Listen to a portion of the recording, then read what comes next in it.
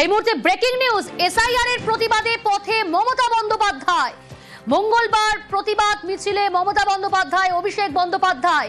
SIR এর প্রতিবাদে পথে মমতা বন্দ্যোপাধ্যায়, অভিষেক বন্দ্যোপাধ্যায়।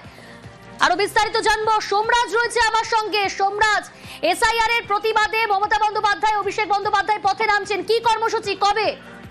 দেখো, অত্যন্ত গুরুত্বপূর্ণ এসআইআর ইস্যুতে পথে নামছেন মমতা বন্দ্যোপাধ্যায়, অভিষেক বন্দ্যোপাধ্যায়। সূত্র মারফত জানা যাচ্ছে আগামী 4 নভেম্বর এই কর্মসূচি ডাক দেওয়া হয়েছে সর্বভারতীয় তৃণমূল কংগ্রেসের তরফে, এবং যে কর্মসূচি সামনেতেই থাকবেন অভিষেক বন্দ্যোপাধ্যায় এবং মমতা বন্দ্যোপাধ্যায়। সূত্র মারফত জানা যাচ্ছে 4 নভেম্বর দুপুরে BR আম্বেদকর মূর্তি থেকে এই মিছিল শুরু করবে তৃণমূল কংগ্রেস। শেষ হবে জোড়াসাঁকো ঠাকুরবাড়িতে।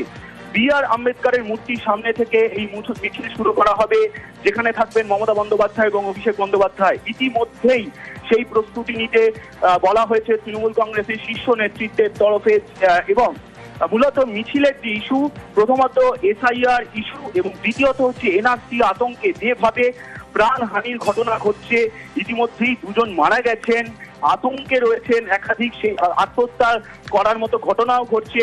সামগ্রিক ইস্যুতেই পথে নামছেন মমতা বন্দ্যোপাধ্যায় এবং অভিষেক বন্দ্যোপাধ্যায়।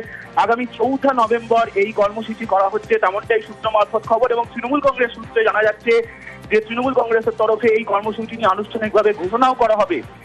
ইতিমধ্যেই সেই প্রস্তুতি নিতে শুরু করা হয়েছে। এবং যেমনটা আরো জানিয়ে রাখি, BR আম্বেদকর মূর্তির সামনে একটি মঞ্চ রাখা হবে, পাশাপাশি জোড়াসাঁকো ঠাকুরবাড়ির সামনেও একটি মঞ্চ রাখা হবে। 2টি মঞ্চ থেকেই তৃণমূল কংগ্রেস আন্দোলনের সুর তুলবে, যেখানে মমতা বন্দ্যোপাধ্যায়, অভিষেক বন্দ্যোপাধ্যায় বক্তব্য রাখবেন, তেমনটাই প্রস্তুতি নেওয়া হচ্ছে। ইতিমধ্যেই পুলিশের তরফেও যাবতীয় প্রস্তুতি শুরু করা হয়েছে বলেই সূত্র মারফত জানা যাচ্ছে। ফলত 4 নভেম্বর শহরের রাজপথে এসআইআর ইস্যুতে মমতা বন্দ্যোপাধ্যায়, অভিষেক বন্দ্যোপাধ্যায় মিছিল করতে চলেছেন, এবং সেই মিছিল হবে রেড রোডের BR আম্বেদকর। বেশ।